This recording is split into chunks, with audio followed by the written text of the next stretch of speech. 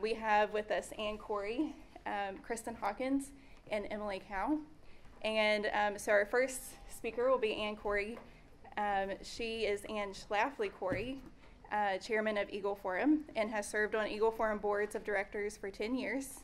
From 2012 to 2016, Ann Corey was the regular guest host for Eagle Forum Live, a weekly radio show on the Bot Radio Network, and she's hosted 50 programs. She has emceed several Eagle Forum events over the years, including Eagle Council and Collegians. She is the daughter, and I will add, legacy of Phyllis Schlafly, who successfully led the pro-family movement to victory over the Equal Rights Amendment. Ann has a BA in history from Georgetown University, and her hobby is teaching people how to cook. So I'll turn it over to Ann, who will tackle the ins and outs of the ERA. Thank you, Tabitha. This is Tabitha Walter, who's the executive director of Eagle Forum, which you, just so you know.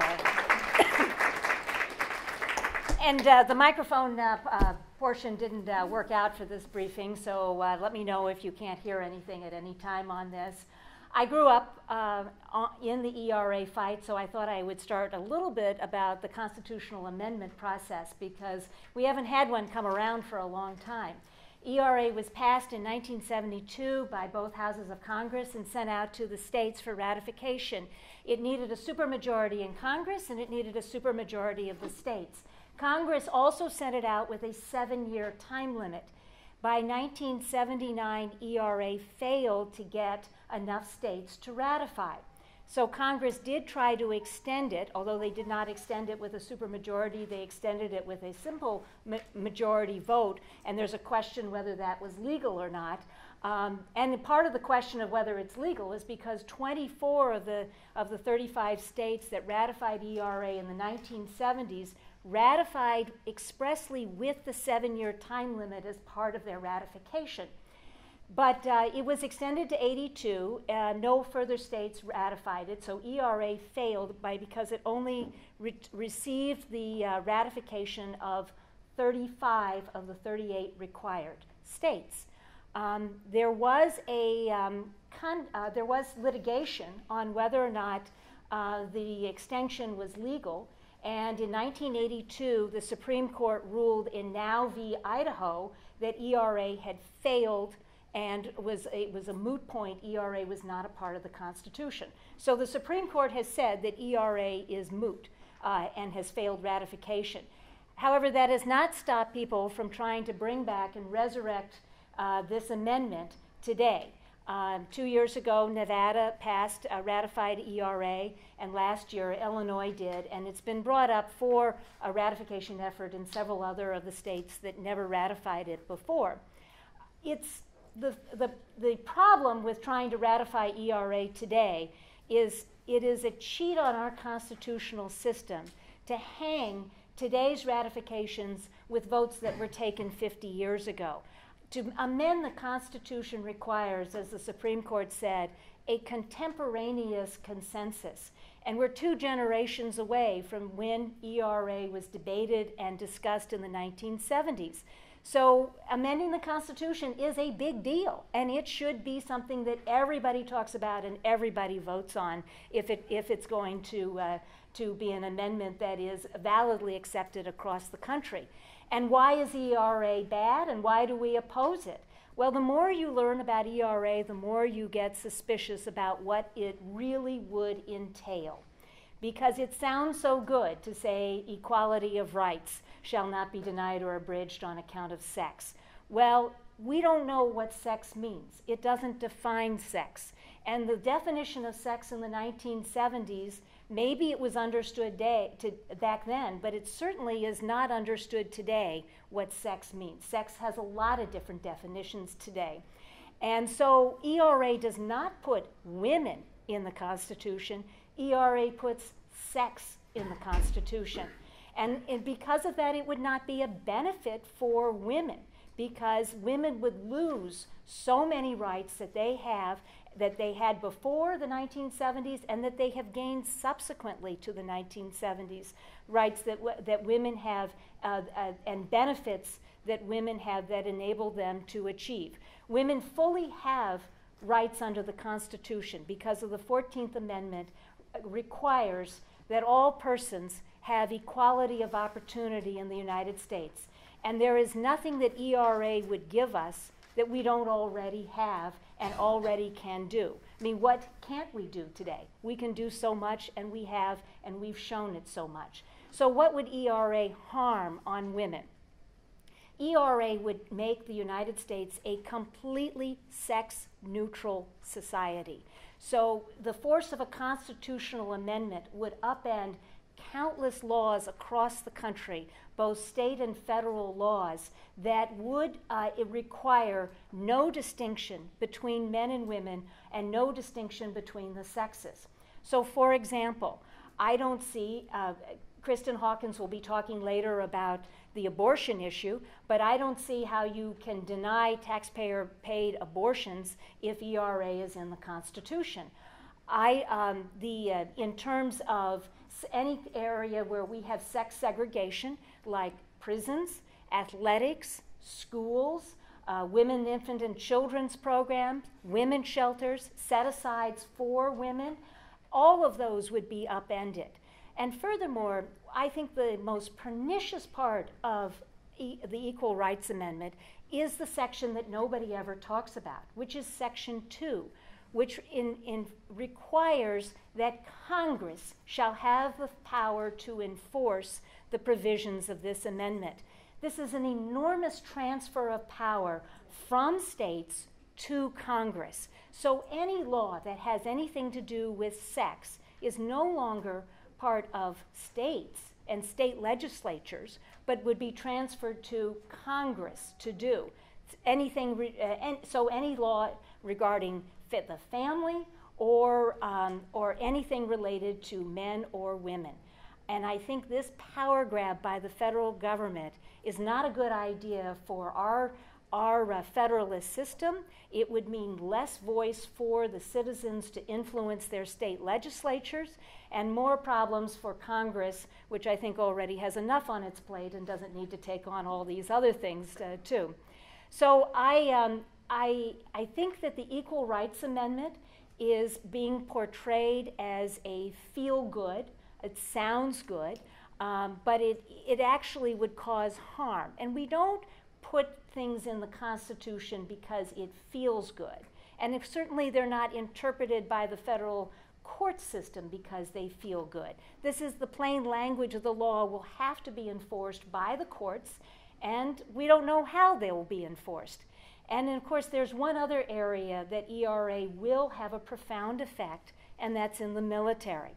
Because ERA requires that there is no discrimination on the basis of sex, no less a person than Justice Ruth Bader Ginsburg has said that ERA would require equal representation of women and men in the military, including combat front lines.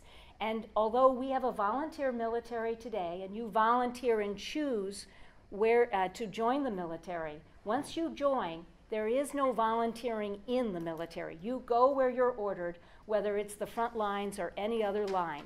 And equal representation of women and men in combat front lines would be a detriment to our military and to women.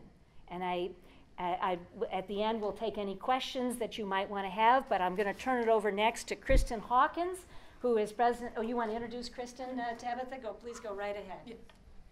I'm just going to say nice things about Oh, Kristen. Okay. So I was reading through Kristen's bio, and it's super long because she's a jack of all trades. She is a Christian, wife, mother, grassroots activist, author, speaker, and human rights advocate, just to name a few. She's the president of Students for Life of America, and she was recruited in 2006 to launch Students for Life of America's full-time operation. Since then, she's built up a small organization made up of a few dozen student groups scattered around the country to coordinate national teams serving more than 1,200 Students for Life chapters in all 50 states. Kristen's expertise includes abortion, feminism, disability advocacy, and healthcare, as she navigates the social conditions and public policy that impacts the human rights issues of our day. She graduated Bethany College in 2005 with a bachelor's in political science.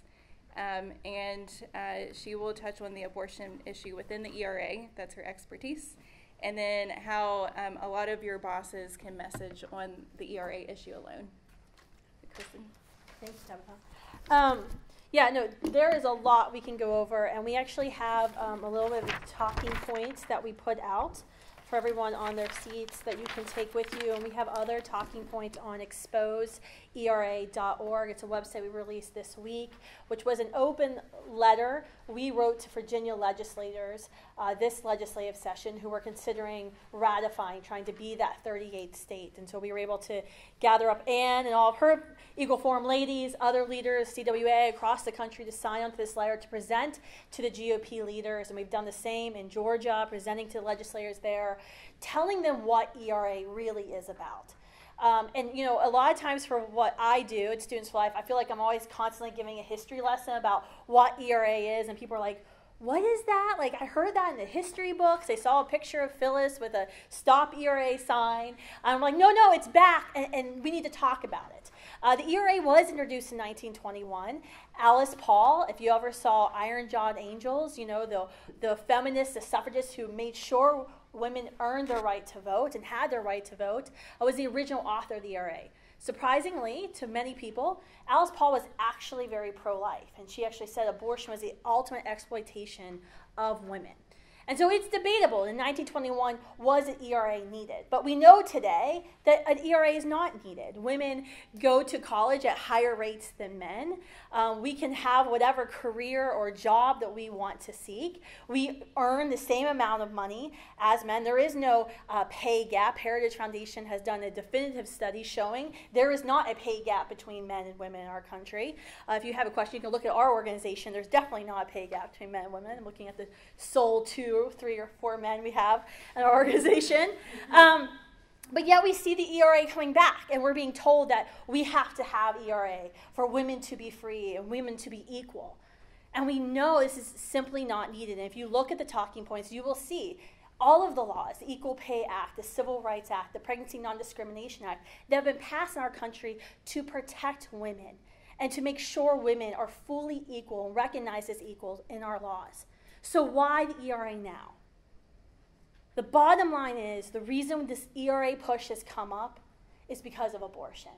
Really, ERA should be the Everything Related to Abortion Act. That's how you should call the ERA, not equal rights. It's Everything Related to Abortion Act. That's exactly what it is, and quotes from pro-ERA organizations, from feminist pro-abortion organizations, tell us this.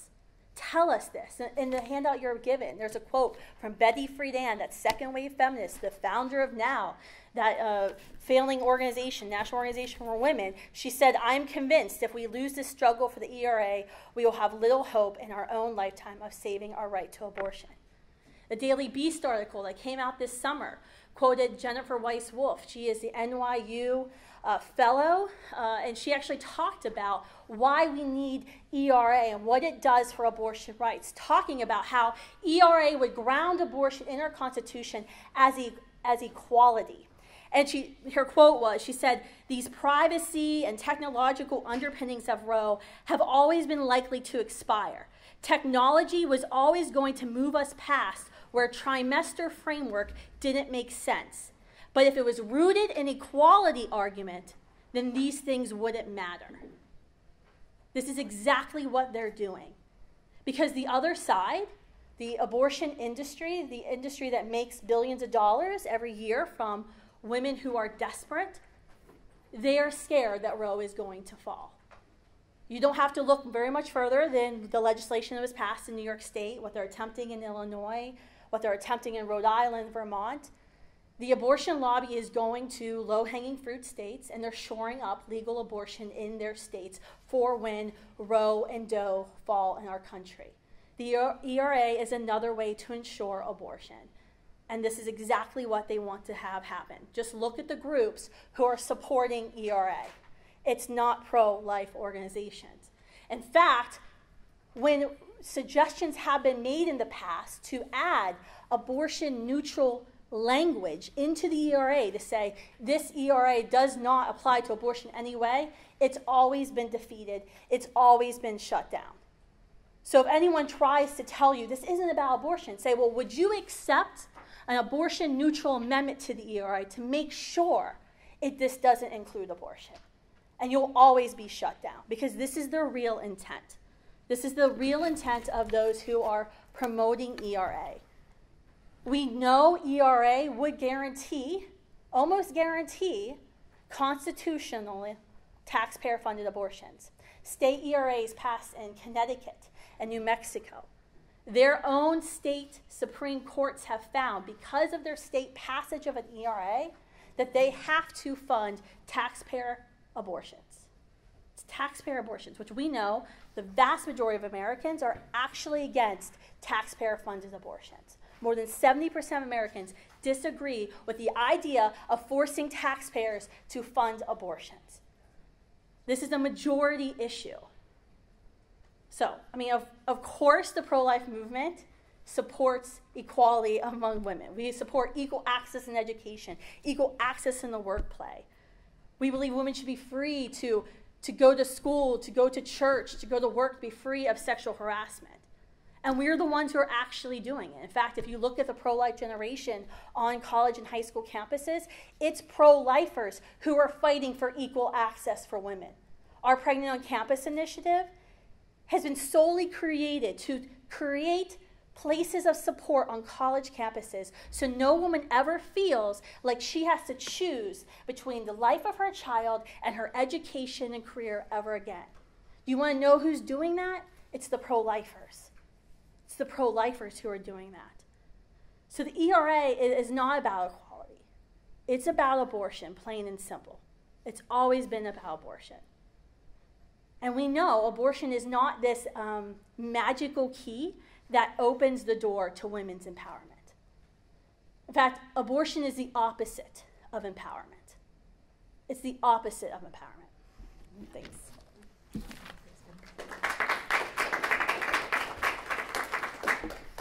Our next speaker is Emily Cow. She is an attorney who has defended religious freedom for the last 14 years. She has worked on behalf of victims of religious freedom violations in East Asia, Middle East, Europe, and South Asia at the State Department's Office of International Religious Freedom and Beckett Law. Previously, she's worked at the United Nations and Latham and Watkins. She also taught international human rights law at George Mason University Law School as an adjunct professor. She earned an AB degree in Near Eastern Civilizations and Languages at Harvard Radcliffe College and a JD at Harvard Law School. She is a member of the Supreme Court Bar and the Bar Associations of California and the District of Columbia. She is representing Heritage Foundation, and she will be speaking on legislation that's currently in Congress that includes equality language and how you can take action on that now.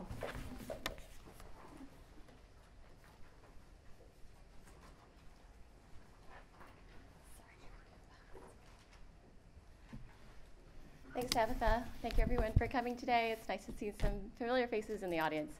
It's the first time I've spoken for EEL Forum, so it's great to meet everyone. So as you know, the Equality Act was introduced last week. It's really interesting that the timing is during Women's History Month, because this act literally would erase women from the law. So I'm going to go over the Equality Act generally, what it does, before focusing in on the harms to women. And I'll conclude with 3 stories of individual women of different ages who would be harmed. So H.R. 5, it federalizes and imposes a single ideological viewpoint on marriage and biological sex on the entire country. It would violate freedom of conscience, freedom of religion, freedom of speech, of medical professionals, parents, both for-profit and nonprofit corporate enterprises, their employees, and those whom they serve. It would endanger the safety, privacy, and equality of women and girls. It would empower the federal government, again, to take authority away from not only the states and local communities, but away from parents. It would do so under the threat of both civil and criminal punishment. It would open up every women's bathroom, women's locker room, women's sports team in the country to biological males who identify as female. how did we get from a Civil Rights Act that was to address separate water fountains for black and white people to a law that would open up every female bathroom, shower, locker room, sports team to biological males? Well, we got there through an incredible distortion of what we considered to be protected classes. So originally, as you know, the Civil Rights Act was passed to shield African Americans from being discriminated against, being denied access to essential goods and services because of their immutable characteristic of race. But now, the Equality Act would elevate sexual orientation, which is not only a belief, but it's also in part determined through conduct, and gender identity, which is entirely a subjective self-perception of identity. It would put these ideas into our law as protected categories under civil rights law, and that is a massive and subversive change. So each of you should have one of these on your chair. I'm sorry that you two don't have it. Maybe. Okay, great. I'm just going to go through this quickly because it does provide an overview. So the title says, how could sexual orientation and gender identity laws affect you? But this does refer to the Equality Act.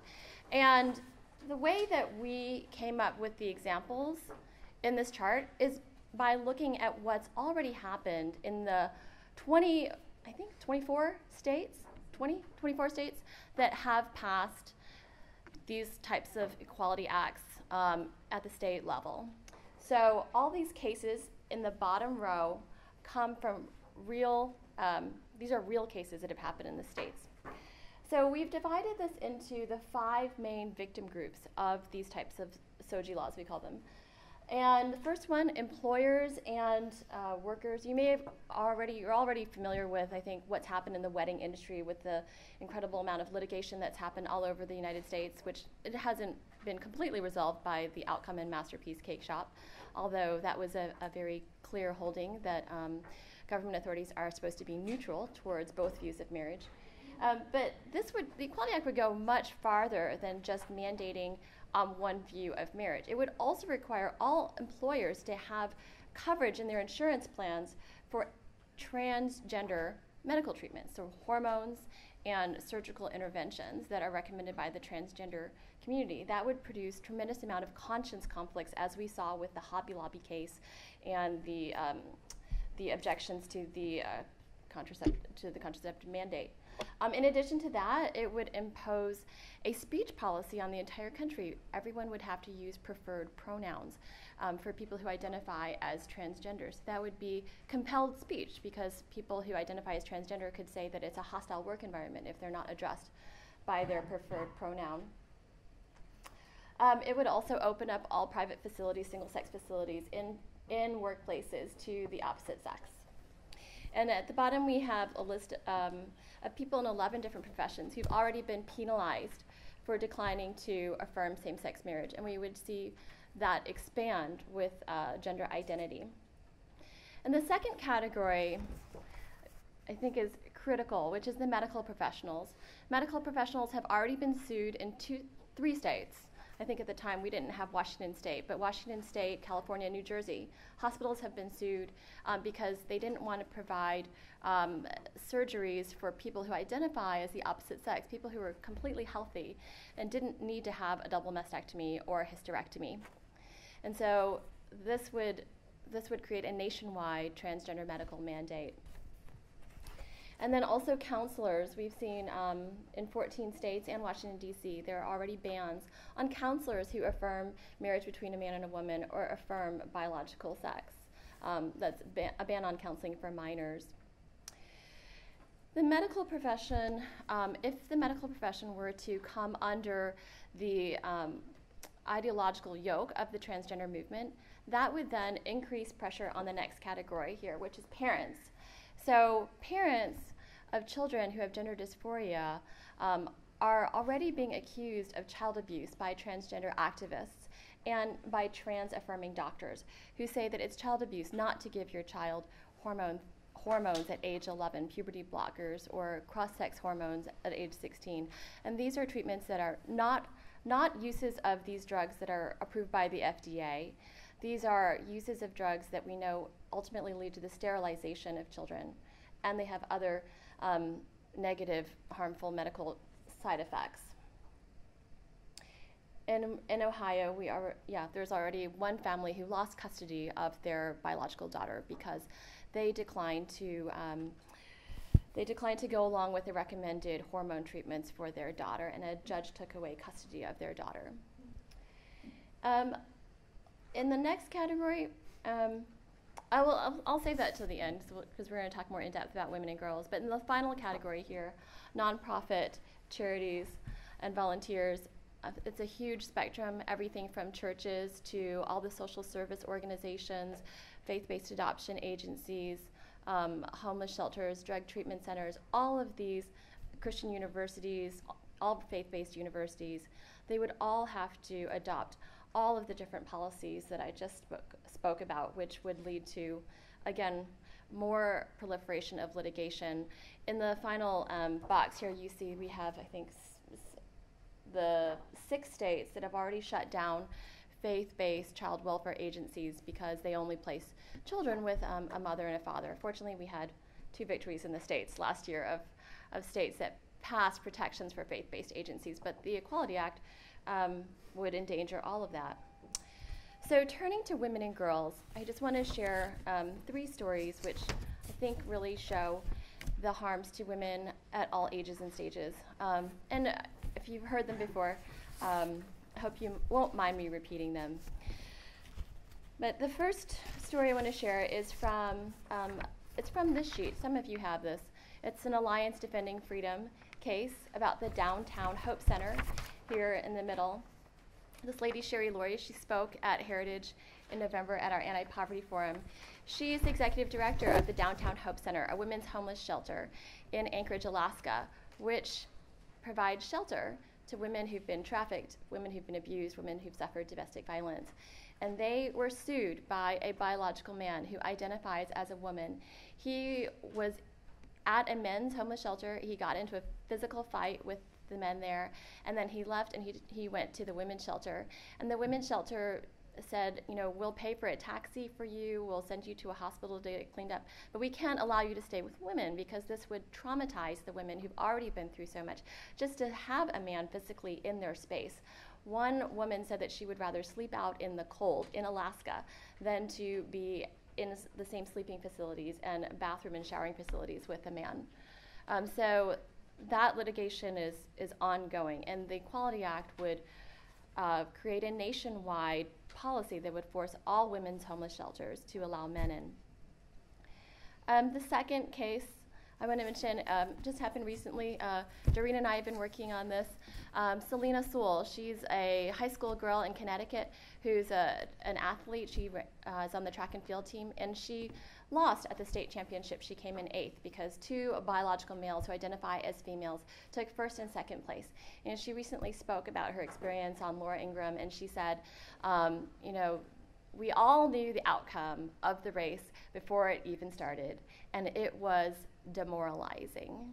So I want to just point out that when you take away the athletic opportunities for women to achieve, it's not only medals and trophies they're losing, they're also potentially losing out on college scholarships. In 1973, right after Title IX was passed, there were only 300,000 girls participating in interscholastic athletics compared to 3.6 million boys. Today, that number of girls' participation is much higher, but passing the Equality Act would really undermine all of their hopes and dreams for achievement on the athletic field. And then the final case I want to talk about is Pasha Thomas here on the top. So Pasha Thomas's daughter is a kindergarten student in Decatur, Georgia, when her school adopted a transgender bathroom policy without telling any of the parents about the policy. And a boy at the school who identified himself as a female was given access to the girls' bathroom where he sexually assaulted Pasha Thomas's daughter. Pasha Thomas's daughter was so traumatized by this, she had to transfer to a different school when the school refused to change their bathroom policy. Now they're subject to an investigation by the Department of Education. The Equality Act would open up every bathroom in every public school in America to a child of any sex that identifies as the opposite sex. So I think I've given you quite a bit to think about on the harms of the Equality Act to women and girls of all ages, some of whom are in incredibly vulnerable situations in homeless shelters and drug treatment centers. And I know we're going to have some question and answer, so I'll leave the rest of the time for that, and I'm happy to stay after if you have questions. Thank you. Thank you, Emily. And I think it's really important to, as we look forward to the ERA fight, to realize that there's real legislation before us right now that we can take action on and that your bosses can message on, and kind of get that ball rolling so that they're prepped for the Equal Rights Amendment if it ends up being in Congress. So we'll open it up for a Q&A, but I want to take the first question. Kristen, I know that you hit on the gender pay gap a little bit, and anyone can take this question, but I think there's a perception that women in the workforce are severely underrepresented, that there aren't enough women in power, or there aren't enough women in traditional male jobs. So can either of you speak to that?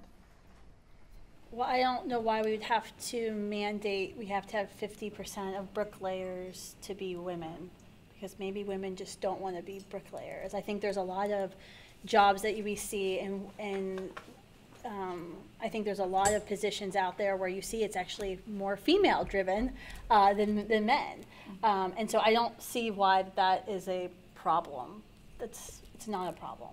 That as long as women are given equal opportunity to strive for a job that maybe might be outside a traditional women's role or a women's job, as long as a woman has equal opportunity to compete with men and to win that job, then I don't have a problem with that.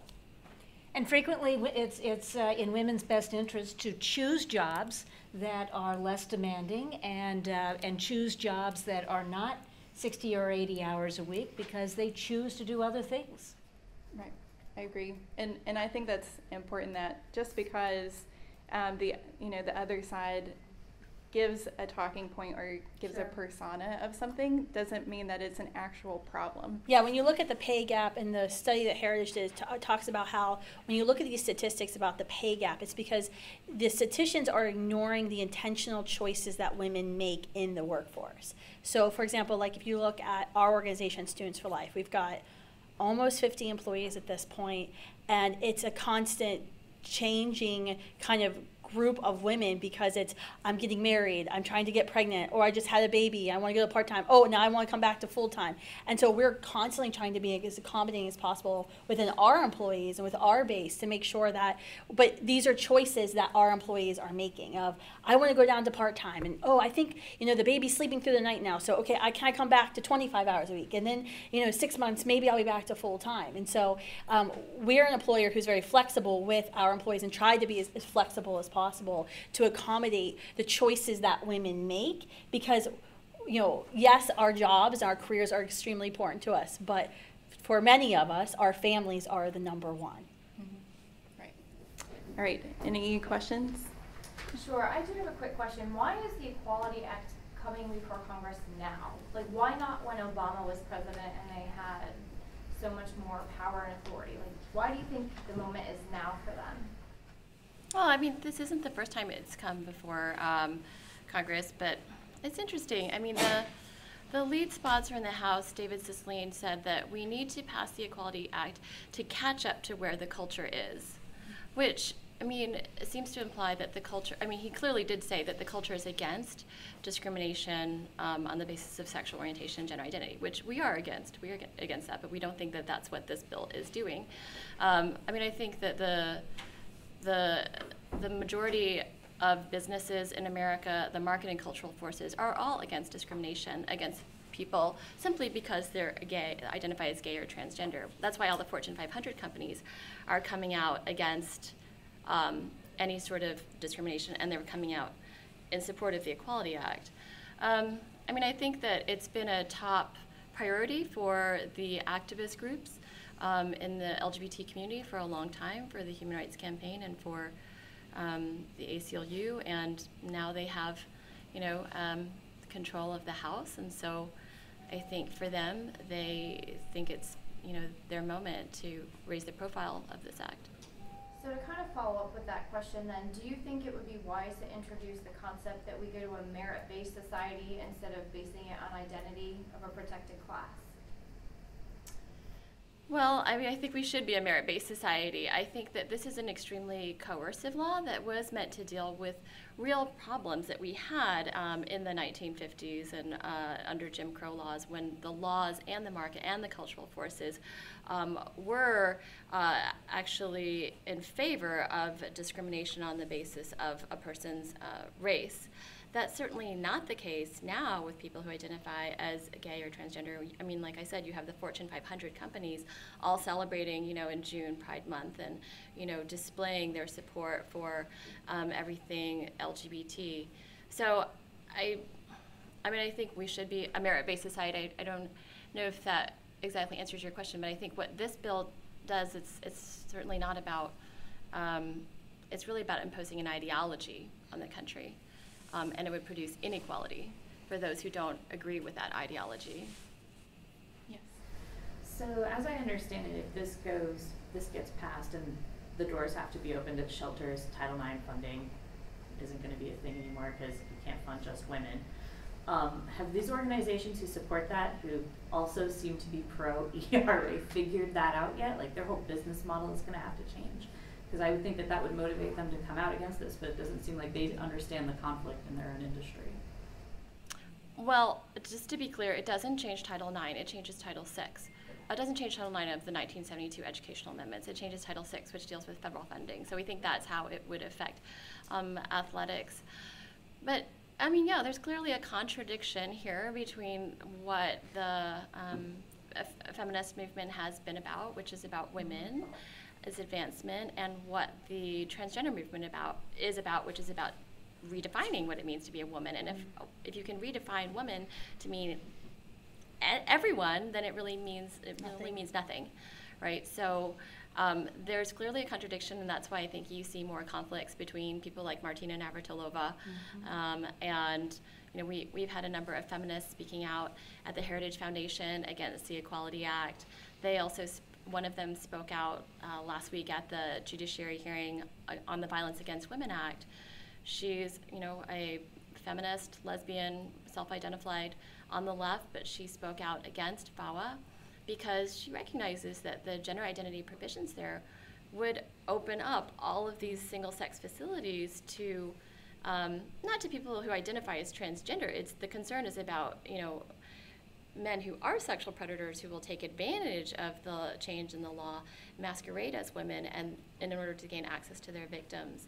So I think there is that recognition among a certain number of feminists who understand the principles, but at the same time, I think that they've experienced an incredible amount of hostility and death threats and all kinds of harassment for taking those courageous stands from the transgender movement and from even others in the feminist community. And there is a split that's developing. There was a group of feminists who were actually excluded from one of the Pride parades in the UK because they had passed out literature speaking out against, why are we incorporating transgenderism into our movement? And so there actually is a split, but they are in the minority, and they're the ones being ostracized for those. But it's a very interesting time, I would say, within the political left, because they've grouped everybody under the same umbrella, but there are things that are starting to conflict.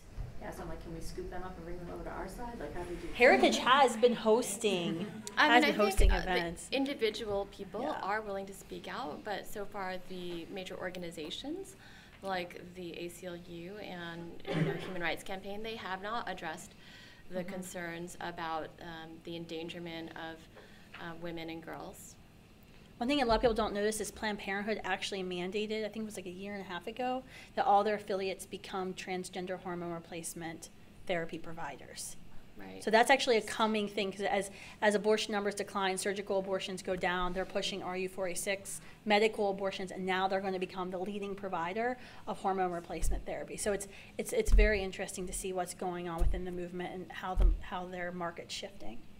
I wanted to note that today Senator Manchin did say that he's decided not, I think he's concerns about the Equality Act. Because his state has concerns. his state has concerns about the Equality Act because of the effects it would have on the schools in the state. That I think opening up the bathrooms and other issues. Since numbers matter, do we have any stats on predators? Because there are predators everywhere, right, in both genders. So do we know how many predators are likely to attack women and girls? Because I don't hear any really concrete numbers, and so I wanted to sort of wrap my brain around that. It sounds like a parade of horribles.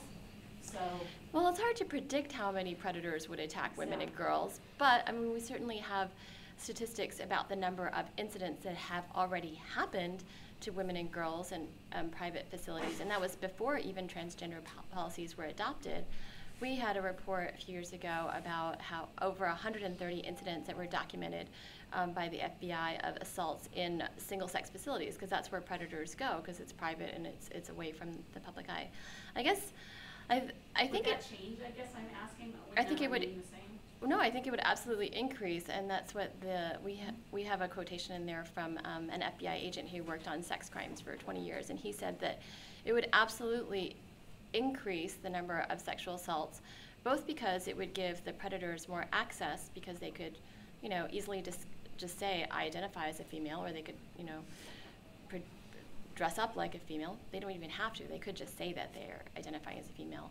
It would give them more access. It would make the people who are supposed to, enforce the protections for those private facilities, it would take away any legitimacy they have to deny access, and it would make the women potentially more scared of reporting something, because then they could be accused of discrimination on the basis of gender identity as well. So I'm a survivor.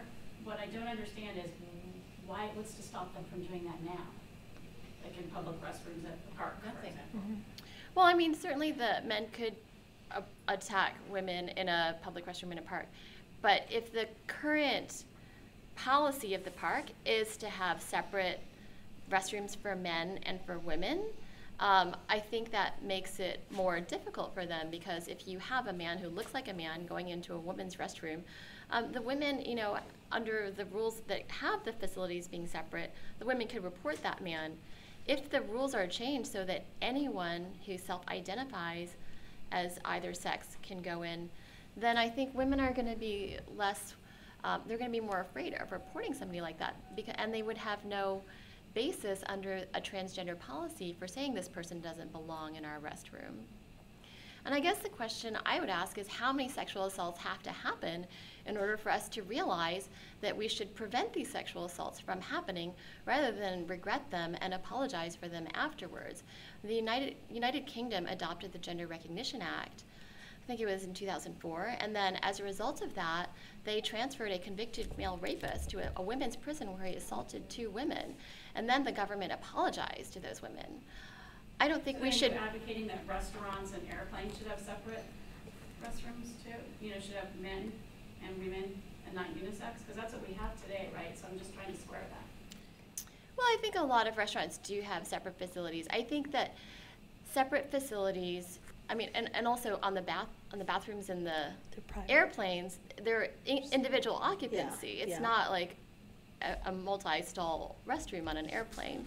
I think that we should provide for women and girls privacy and safety as much as possible. And I mean, people can accommodate the concerns of people who identify as transgender as well. In the schools, I mean, there can be single occupancy restrooms for those students as well, which is something that I think people have tried at the local level, but then that was overruled when under the Obama administration, the Department of Education issued a Dear Colleague letter to the entire country mandating a federal solution which was not a solution at all, for the entire country, overriding the will of local communities.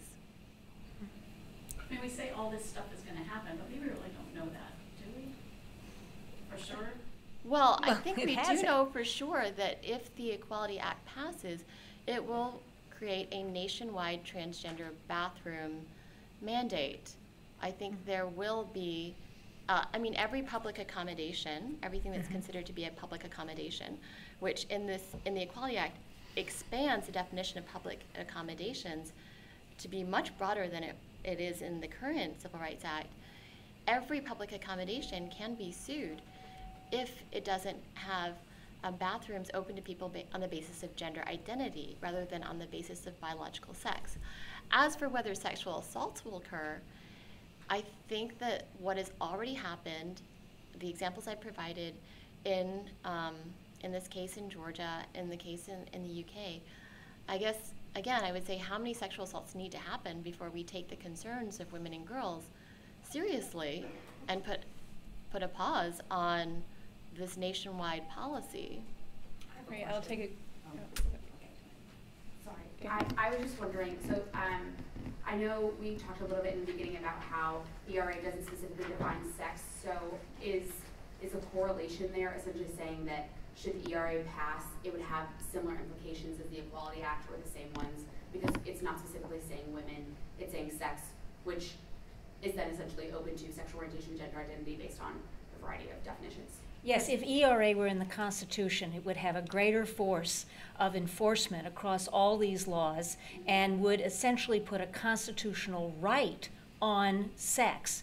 And it is undefined in ERA what sex is. So it certainly would include all of the things that, that Emily mentioned that are in the Equality Act in terms of transgendered and SOGI laws. I just wondered if you wanted to give a landscape of, or a look across the landscape of the states where, I think Minnesota is working on an ERA, but just what you have seen, any other states that they might try to peck at for the 38 states. North Carolina is a big one that was mentioned, but we think we're okay. Minnesota, we Well, saw. Minnesota, Arizona, Minnesota has already, Minnesota ratified ERA in the 1970s. Are they working on a state level? That's what they're waiting to That was, and there are a couple of states that are looking at state ERAs, which are different from the federal Constitution ERA. There were 15 states that never passed ERA until the 2 states passed recently. There were 5 states in the 1970s that rescinded their previous ratification of ERA in the 1970s, but that's never been adjudicated. Yes. Hi, I was wondering, you mentioned, the abortion implications in the Equal Rights Act, but are there similar implications in the Equality Act, or are there, is there a fear that if that were passed, that there would be? I haven't heard anything about the Equality Act in terms of taxpayer-funded abortions. Have you? No, I don't think that, we have not really heard that or just discern that from the Equality Act that it would increase funding. I haven't for heard abortion. anything about. I haven't dug into it as in depth as we've studied with the ERA, but I mean, you're the lawyer expert. Doesn't it redefine the basic underlying civil rights laws though to include? I guess you'd have to wait for a court. There'd be a court battle. The underlying civil rights laws are redefined to include sex. To include sexual orientation, gender identity. Right. I'm not sure how you get from that to abortion, though. In the same. It's the same as the ERA. So with ERAs, it's equality. So men can't get pregnant, and men don't have to carry to term a fetus. Well, I mean, it's an interesting discussion to have, but I think at this point, they're actually saying that perhaps they're actually saying that, men who identify as women, women who identify as men can get pregnant. So I think we'd have pregnant persons. Yeah, we'd have to do some more thinking on that. Yeah. I'm not I think it would be up for judicial right interpretation, honestly. I think there's, I shared this with you earlier, Anne. I think there is a Supreme Court case on abortion and whether it could be considered discrimination on the basis of sex, the Bray versus Alexandria right. case. And the Supreme Court found that it's not a case of sex discrimination. Abortion is not discrimination on the basis of sex. So I think it's a question that have to be litigated. Okay, I think we have time for one more. Sorry, Kristen, if you could just wouldn't mind expanding, I think kind of what you were just saying to Emily a little while ago, just exactly how you get from the ERA to taxpayer funding of abortion, Sure. like what that direct line is. Yeah, I encourage you to look Why? up. There's a Daily Beast article that was published this July, and you just Google Daily Beast Equal Rights Amendment, and it will pop right up. I did it this afternoon. The quote in it was the quote I mentioned in my remarks. So it's NYU Brennan Center. Jennifer Weiss Wolf is the legal scholar who talked about how ERA would ground the right to abortion in equality. Where Roe grounded abortion, they talked about the trimester framework. They talked about the privacy, and she speaks in her remarks saying about how these things are kind of going away, and technology is clearly showing that the trimester framework isn't really a good framework, and that it's clearly a human life. And so she talked about how equality, if abortion, the right to abortion was grounded in equality, that would be more broad covering and ensure this right to abortion. And so the states, so Connecticut's Equal Rights Amendment, New Mexico's Equal Rights Amendment, their state Supreme Courts found that because they have an ERA, they must have taxpayer-funded abortion in the states. That is full equality, giving women full equality. So you're saying because even though abortion isn't, to my understanding, necessarily emphasized in the ERA directly, but because men biologically cannot get pregnant, that women would have to be able to have abortion funded by taxpayers. Okay. Exactly. Men can't get pregnant. Well, biological men can't get pregnant. And I think it's telling that every time, and this happened in 1972, that amendments were offered to ERA when in Congress to exclude abortion rights, they were voted down by the proponents. I think that's a great talking point for members to say, if this isn't really about abortion, then put abortion neutralizing language in it. Show us that it's not about abortion. And they'll deny it. They'll refuse to do it because this is ultimately what it's about. Don't you think that's what this is all, I mean, since 1972, those of us who are old enough to remember, that's what this was really all about? And there's a part of me that thinks that's still what this is about, and the gender discussion is basically a secondary discussion to get around what the real issue is, which is abortion. I'm not sure that that this isn't going to come up, the gender thing won't be a second issue on its own going forward, but the abortion issue is still the bigger issue because of how it was achieved, that Roe v. Wade may in our lifetime be overturned, and that's what this is really about. And that's why we're seeing why the women, the congresswomen and senators wore the ERA's now buttons, why we're seeing this reprisal. I think there is a real fear of Roe being overturned. I mean, when we started Students for Life in 2006, we talked about how we are a post-Roe organization, and people said we were crazy, that we had to stop saying that because it was too scary. I've done 4 or 5 press interviews in the past 3 weeks about what a post-Roe America is going to look like. So people are talking about this. People realize, we have 20-some cases right now making their way up to Supreme Court to directly challenge and could directly challenge Roe v. Wade. And so the other side, the abortion advocates, are very worried. And I think this is one of the ways they've decided to attack this. Right. But just a final comment on that. We're Conservative Women for America, so maybe we're biased. But the fact that women would now have to defend our own dignity and rights again should bother every single woman in this room. No, that's very The fact that we have to claim our ground, our privacy, our safety should bother every single woman in this room. And that's exactly the direction that we're going. But that's why they're putting the gender issue into it, because it's such an uncomfortable discussion. As abortion was uncomfortable back in the 70s, this makes it a much more difficult discussion to have. But I'm just flabbergasted that Democratic women won't stand up for women. So I think this is a great way to conclude, and please continue talking about this. Also network with the organizations here and grab their business cards, because they will be great advocates for you all. So Thank you so much.